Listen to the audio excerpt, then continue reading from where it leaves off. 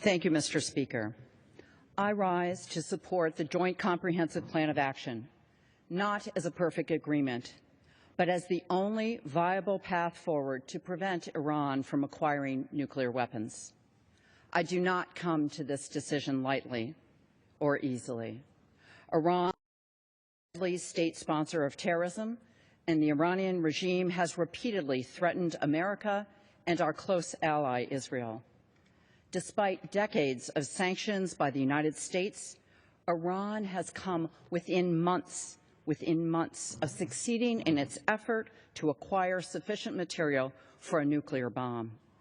The question before us today is not, is this a perfect agreement that addresses all of Iran's dangerous behavior? The truth is, there are no perfect options in dealing with this regime. Instead, we must ask, will this agreement verifiably prevent a nuclear-armed Iran? Will this agreement advance American national security interests in the region? And will this agreement advance the national security of our ally, Israel? Through a very long and deliberate process, I have reached the conclusion that the answer to these three questions is yes.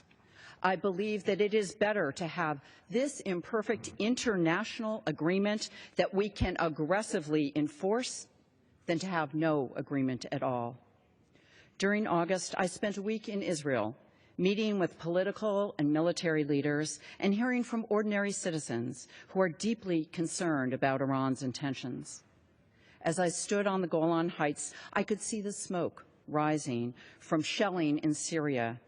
That smoke, a visible sign of the chaos and danger in the region for both the United States and for the entire Middle East. I am keenly aware of the very real threats Iran poses to Israel's security and to our national security.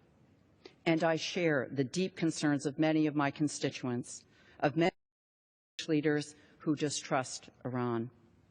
And that is why, Mr. Speaker, I believe that after this week's vote, we have another critical choice to make. It is an important choice to make for our children, our grandchildren, and our men and women in uniform.